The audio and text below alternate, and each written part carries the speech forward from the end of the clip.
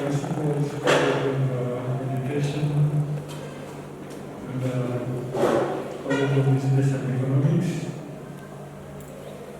colleagues, members of academic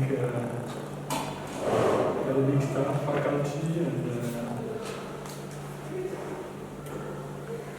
staff in administration. It's our pleasure as the University of Ghana community to welcome you, Honorable Minister. And this is also an opportunity for members of academic and administrative staff to share with you the achievements, the challenges, and the hopes. And we believe that for the sake of time, I may not take long, but we are really very happy and pleased to have you with us today. And we hope and believe that we find time next time to come earlier, because we are just coming from the Magatari campus, and we had very good discussions, quite long. That is the reason why we are a little bit late. But we thought that it was important that we do a stopover since we knew that you were waiting for us. So on behalf of colleagues, help me welcome Honorable Minister.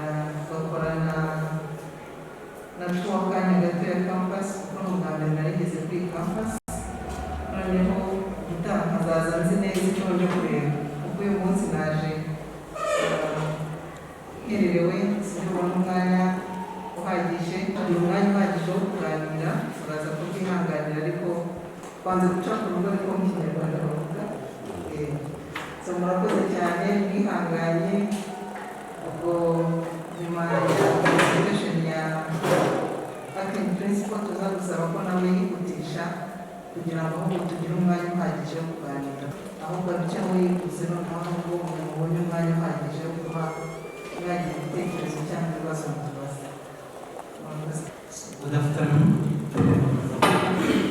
So, Honorable Minister of Education, Vice Chancellor, my colleague, acting Principal, CB, Mayor, Kairoza District, colleagues, both protocols observed. It is my honor to host at this college, especially the campus, the Honorable Minister and the senior management, TUR. Of course, this is a visit that we don't see so often. Honorable Minister, we really appreciate your presence here. As you requested, and for the interest of time, I will be very brief. The College of Education is one of the 6 colleges in the University of Ghana, and our mandate is to train teachers and other professionals in education. So we operate on 3 campuses, mainly here, Kara campus and Magatari, but we run a postgraduate program at the campus. So our campus here at Bukara rests on a big surface, as you can see, and you have seen out there, 28 hectares. So we provide, of course, knowledge regarding the content, but also we care very much about the values, because we are training educators of Rwanda. So we stick very much to the value like equity, tolerance, ownership, quality, and accountability in whatever to do, and of course we transfer these values to our students. So the College of Education is a big college in terms of number of students in the program that we deliver.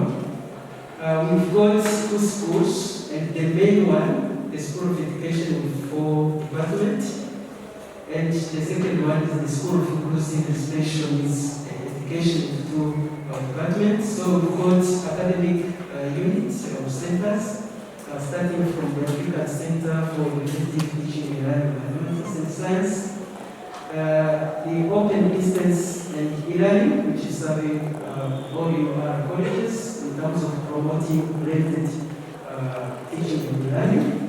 We have a Center for Teaching and Learning Enhancement, Research, Innovation, Confucius Institute, which is a center promoting Chinese language and culture.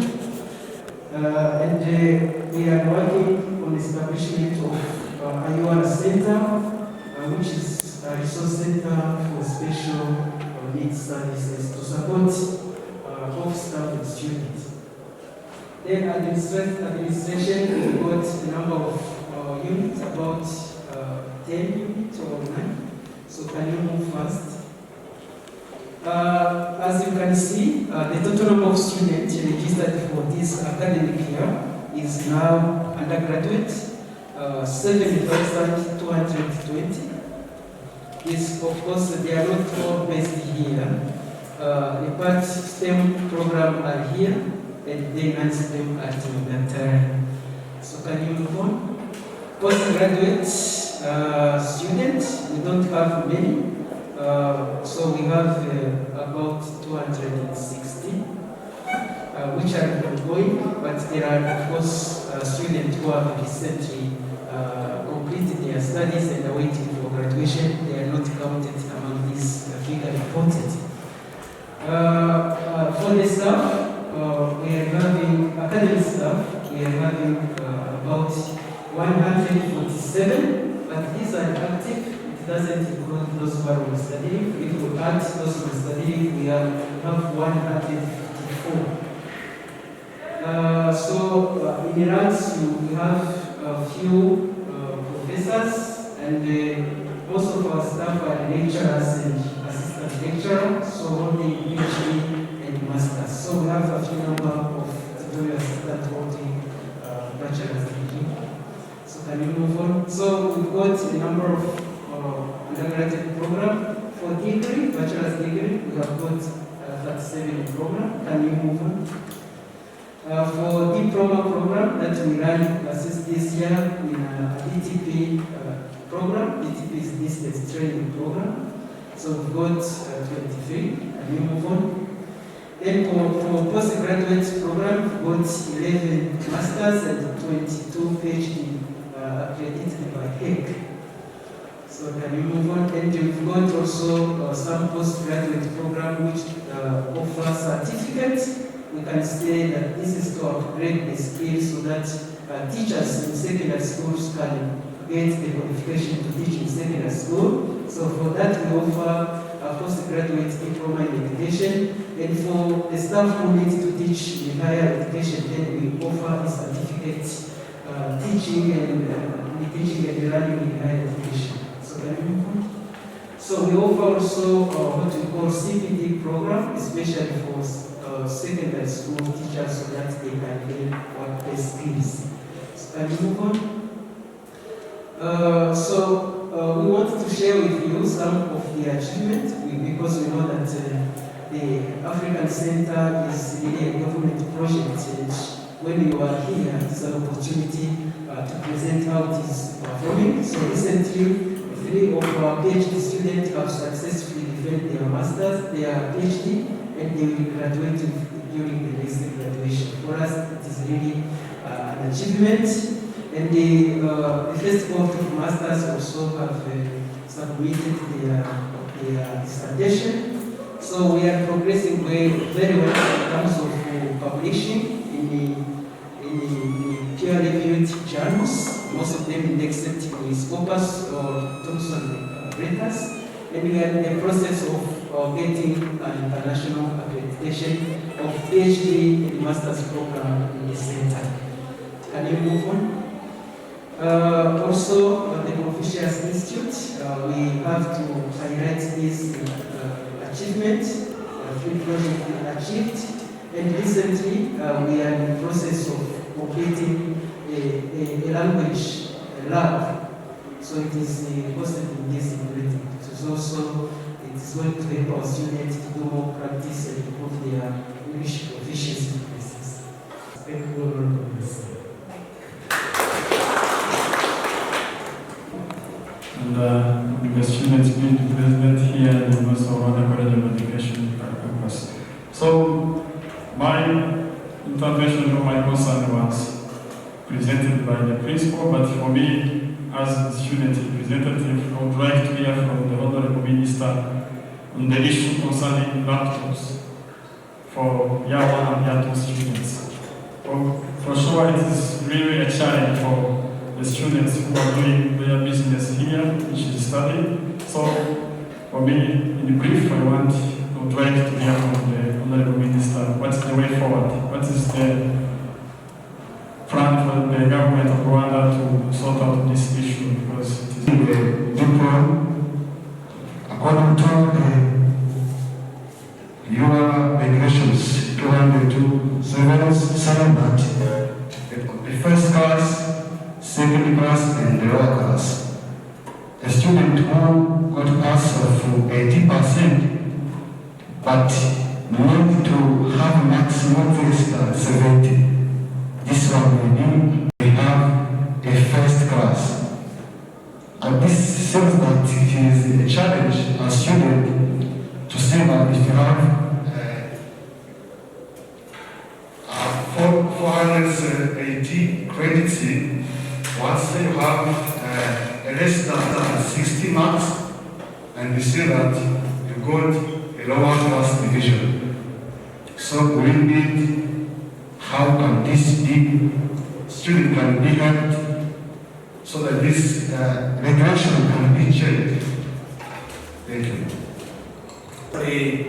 That was a question about academic regulations. I believe that one of us may make it more clear or complement him.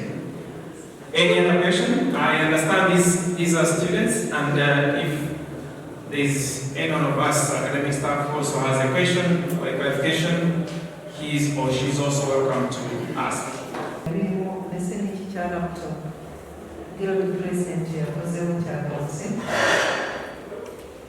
I expected ikibazo cy'imbuze na Nyagatare n'ibindi bagifashije ni ikibazo tuzi twese ariko ni ikibazo tuzi impamvu yacyo kuko usibye abatangiye first year na last year ntazo babonye kandi noneho tuvuga ngo bige bakoresheje ikoranabuhanga harimo contradiction aho ngaho.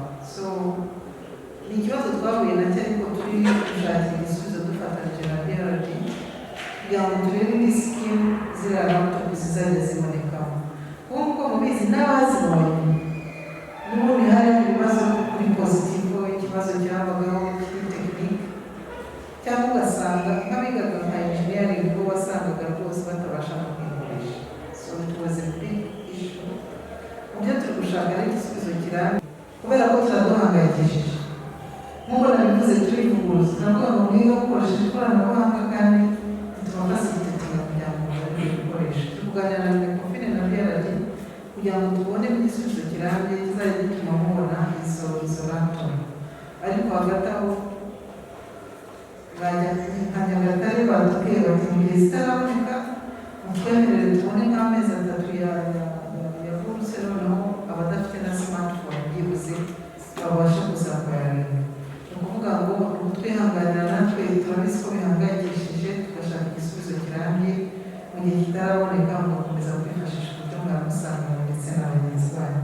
Na hariya hirya hari abasanze bari kwiga begeranye, principal arambwira ati hari igihe baba bakoresha fone ari mu rwego rwo kwiga, ushobora kureba kuri fone utegereye mugenzi wawe. So kandi tubasaba nanone social distancing, mwegerane covid, kuvuga ngo harimo challenge ariko icyo uvuga kikumvikana kandi kirakomeye.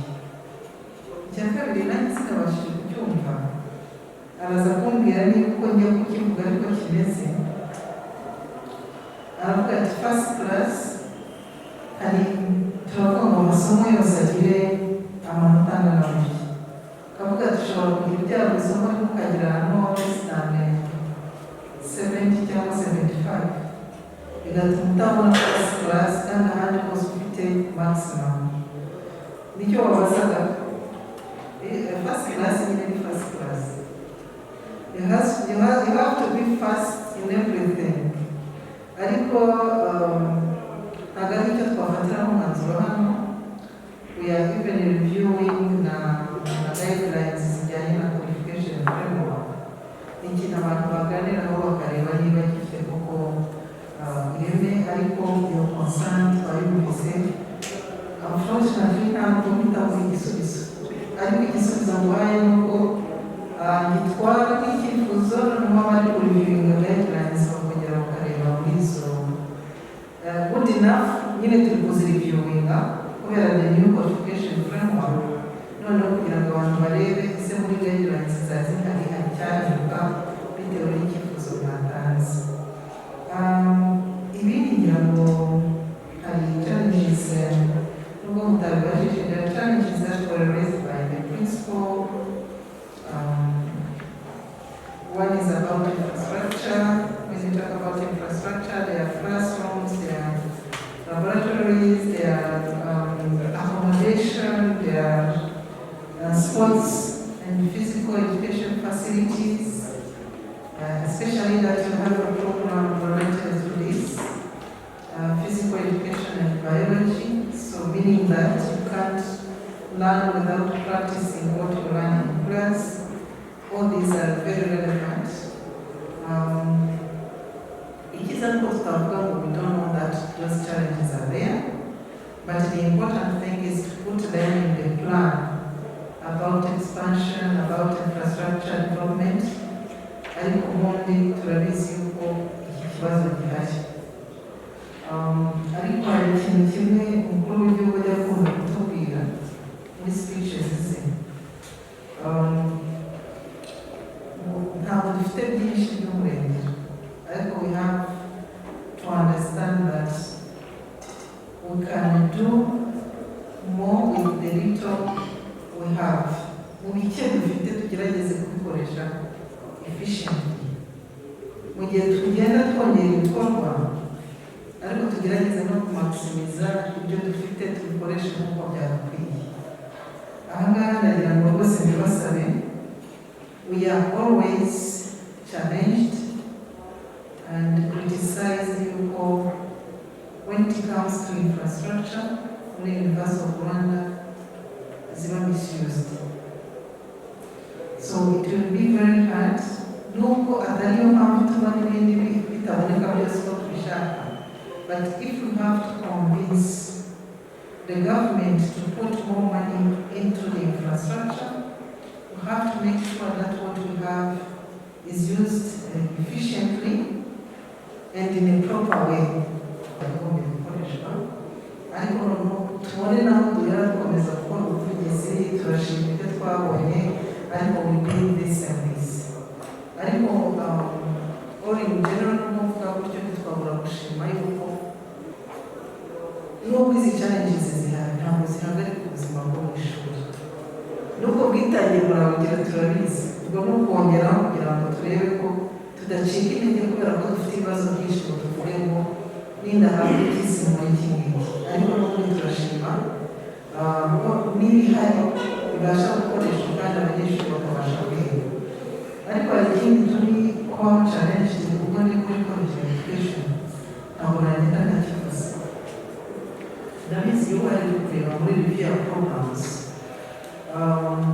kuba aribo bari hano, muzagerageze mushakishe. Iyo tureba abarimu basohoka ba graduates bavuye muri college of education, ntabwo bari kuri ya rero twifuza kwijyana n'ireme dushaka mu mashuri. Buriya hari ukuntu twivuguruza. The Ministry of Education itanze ikizamini cyo gushaka abarimu bagatsinda. Ninde uzaba challenge?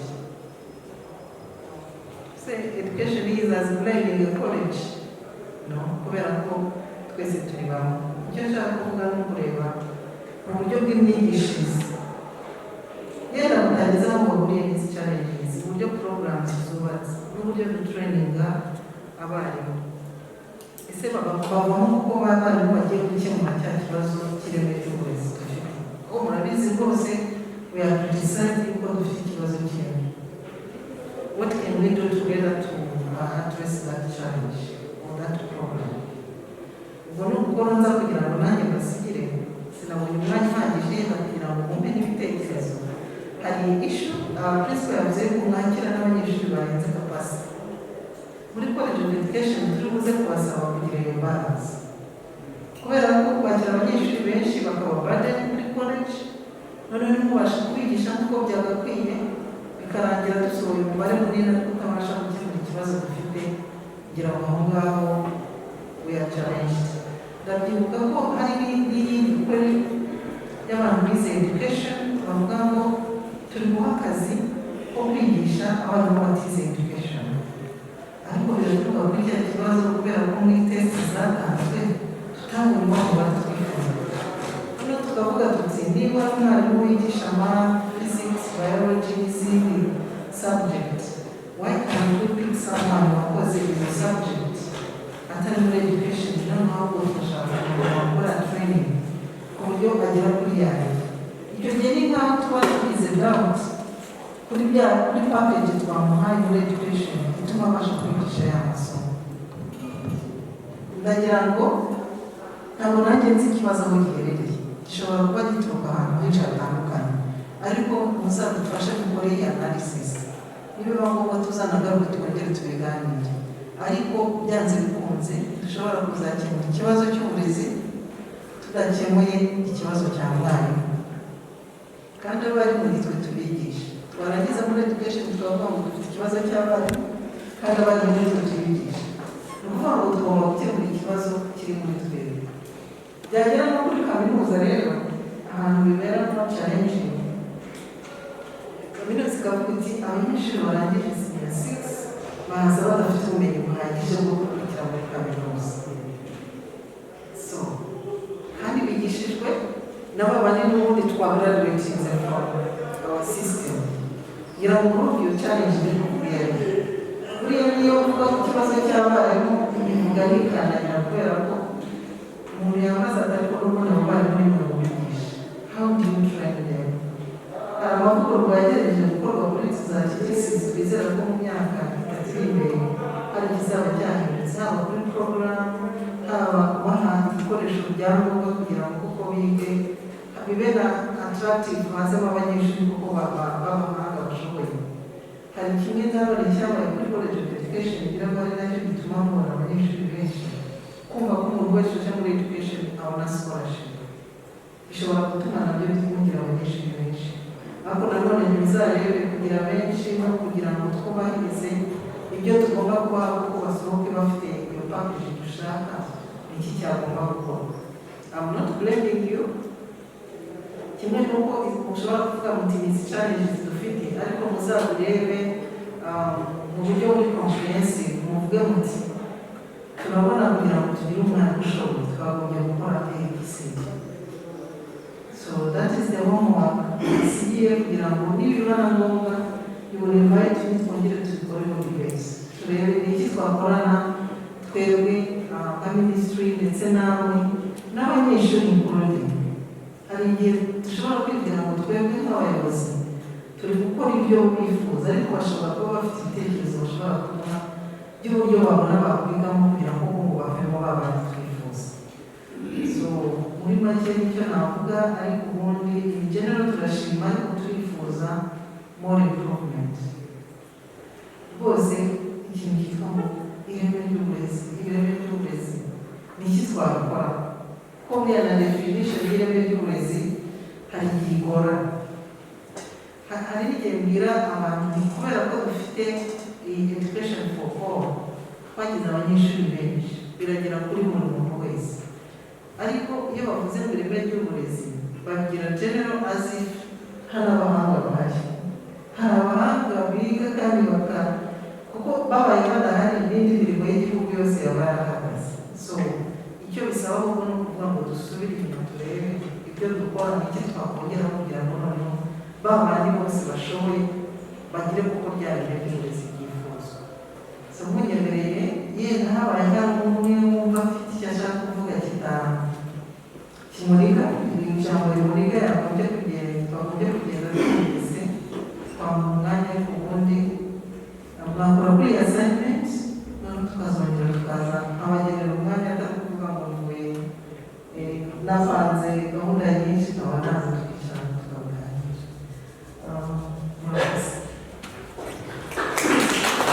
tubajije maze nanjye igihe gitekerezaho, ariko n'umwarimu wo muri education bimazemo karekare ndatekereza ko hari ikintu cyari cyo kugabanya imyaka yo kwigisha. Kuki tutakomeza ine abwira ngo twigire itatu? Umwana aje kwiga mate na education, umuhaye akanya gake ko kwiga mate, umuhaye akanya gake ko kwiga education. Ubwo sinibajije igihe wenda ibyashizeho ko education ni complex uko yazamutse, ariko byibuze aho twebwe tumufatiye dufate nk'abaganga bafata umwanya wo kwigisha, natwe twiha umwanya tumwigisha imibare ayimenye, tumwigisha education ayimenye. Ubundi araza mu kanya gato nta internship yabonye cyangwa yabonye umwaka, mbese ndabona agenda igihe kirwa kimwe. Igitekerezo kimwe nishaka bitanu bitewe n'icyo dushaka. Kuki abaganga bakora 6 ni ukubera icyo bashaka. Natwe uburezi niba tubona bigabanya, uretse ko turebera muri number of credits, ariko bishobora kuba birimo imbogamizi ushaka kukamarira credits zose mu myaka 3. Niba nacyo ari ikibazo we kitwaguma mu kibazo kandi twakibona, niyo analysis ushaka kubona kugira ngo tuzafate twicare tubiganire, muzabiganire internally murebe bo mwavuga muti turifuza ko mugenda kugira ngo rwose. Ariko niko tujya mu kibazo cya mwarimu n'ibindi byose tuvuga ntabwo bizakunda. numvaga nafata uyu mwanya muto tuganiriye ngo mbasabe sapoti yanyu muri mu turimo wo kurera abana b'igihugu. Hari ikibazo kimwe tujya duhura nacyo, ni byiza ko ibyaha muri college tubikemura, tukabigisha tukabaha knowledge of subject, tukabigisha n'uko bazayitanga. Ariko ikibazo tujya duhura nacyo ni mu gihe bagiye kwimenyereza umwuga, gutuma na bya bindi babonye hano ku ishuri, haba mu bijyanye na teori cyangwa se muri za laboratori, dukenera ko bajya no mu mashuri kugira ngo bayimenyereze umwuga, bagire iyo experience, school life experience, mbere y'uko bajya gufata inshingano nk'iz'umwarimu kandi w'umurezi. Ikibazo rero tujya duhura nacyo nshaka ko bazadufasha nyakubahwa minisita, hari igihe tujya gushaka imyanya abanyeshuri bacu bakoreramo kwimenyereza umwuga, ugasanga abadiregiteri b'amashuri bamwe ntibabyumva ya leta, ugasanga ugiyeyo babwira uti dufite abanyeshuri wenda twigisha ibindi, bageze igihe cyo kujya kwimenyereza umwuga, ariko bakakubwira ngo mugende muzashake demonstration school yanyu, abanyeshuri banyu ntitubakira, cyangwa se akakira nk'umwe, nzakira umwe gusa.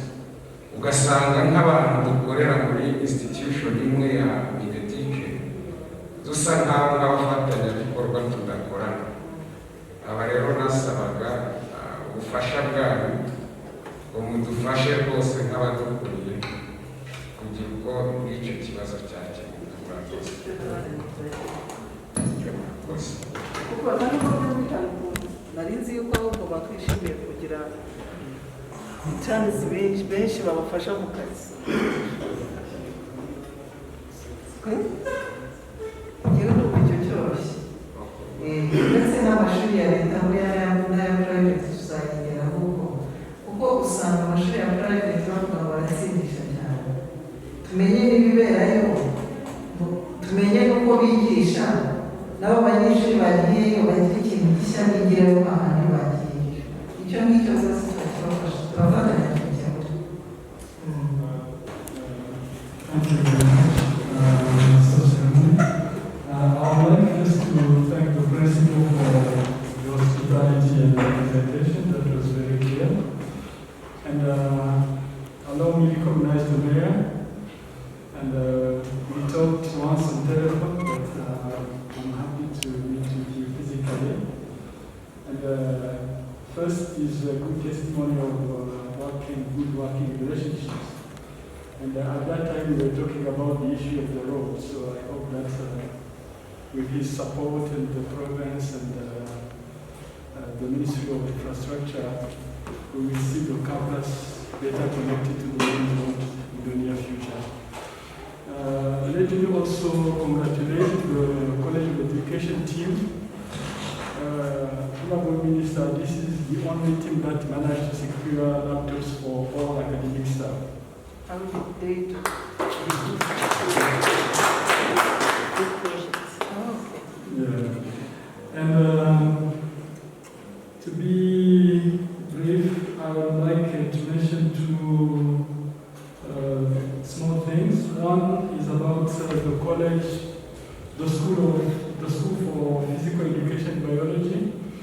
I met with the Minister of Sports last week, and the ministry is really ready and willing to support the school to make sure that they could practice using modern infrastructures in Kigali. And the permanent secretary in the ministry is one of your former students in the same department. So please take advantage of that good working relationship, and we make sure that we improve the quality of teaching and learning for that department as soon as possible. For special needs education, Honorable Minister, here we have a challenge because the equipment to facilitate students in that department or school, we don't have enough equipment. And now in Nyagatare, they are obliged to bring copies here for translation and take them back. So whatever can be done to facilitate them get more equipment to facilitate the students with special needs will be highly appreciated. Once again, Honorable Minister, on behalf of the University of Rwanda management staff, we thank you very much for your visit, for your time, and your commitment to advocate for students' laptops. I thank you very much, and I wish you a safe journey back to Kigali.